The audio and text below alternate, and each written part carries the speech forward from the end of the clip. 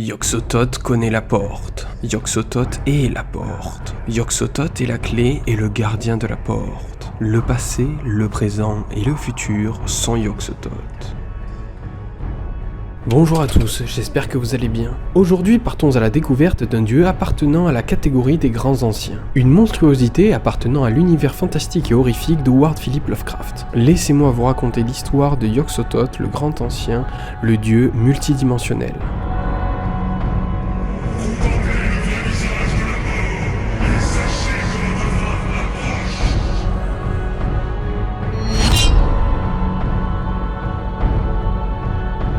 Le démon aux mille visages.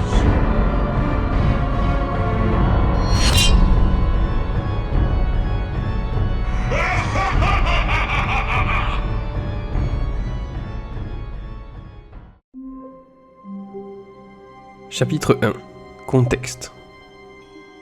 Toutes les créatures qualifiées de grands anciens ont été créées par Howard Philip Lovecraft, qui est un écrivain américain connu pour ses récits fantastiques, d'horreur et de science-fiction. Ses sources d'inspiration, tout comme ses créations, se réfèrent systématiquement à la notion d'horreur cosmique, selon laquelle l'être humain est insignifiant à l'échelle du cosmos, qui lui est profondément étrange. Ceux qui résonnent véritablement comme ses protagonistes mettent toujours en péril la santé mentale des hommes. Les créatures les plus connues de l'auteur sont Azathoth, le dieu endormi, sultan des démons et seigneur de toutes choses.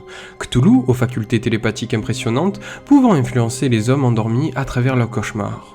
Tu trouveras dans la description une vidéo dédiée à Azathoth et une vidéo dédiée à Cthulhu si tu veux approfondir ta connaissance sur les grands anciens.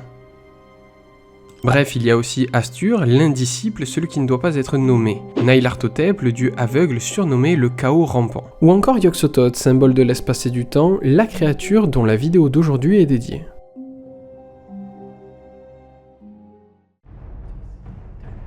Chapitre 2. Yog-Sothoth. Yog-Sothoth est décrit comme un être omniscient et multidimensionnel. Il est généralement représenté comme une masse d'orbes lumineuses qui fusionnent dans des sortes de chaos nucléaires, repoussant et se séparant continuellement. Il est colossal, mais sa taille varie. Il peut mesurer 90 mètres de large, ou d'autres fois mesurer 8 km. Il demeure dans les interstices de l'espace et du temps. Il peut se déplacer en tout lieu ou époque à sa seule volonté. Il voit tout, passé, présent, futur, car il n'existe qu'en dehors de notre réalité. Il sait quand l'univers a commencé et quand et comment il sera détruit. Si vous gagnez sa faveur, vous disposerez d'un savoir universel, mais l'expérience vous rendra complètement fou. Yog-Sothoth apparaît parfois aux hommes sous la forme de son avatar appelé Tywil At-Urm. Sous cette forme, il a un corps d'homme couvert d'un voile de couleur neutre, dont la taille varie selon les circonstances. Bien que Yog-Sothoth soit une divinité particulièrement malfaisante, sous cette forme, il est bien plus fréquentable. Quoique sa perfidie naturelle ne soit jamais bien loin. C'est aussi sous cette forme qu'il est le plus enclin à partager ses secrets avec ses adeptes.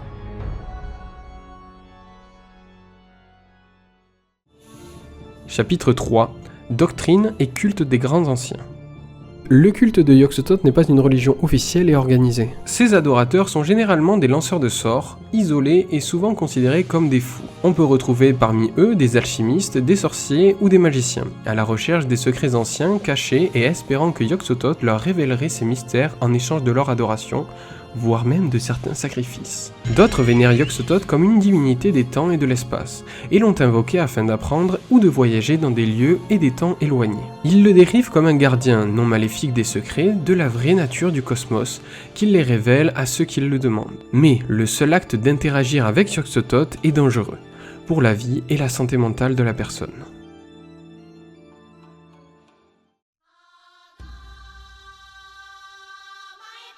Chapitre 4. Bibliographie.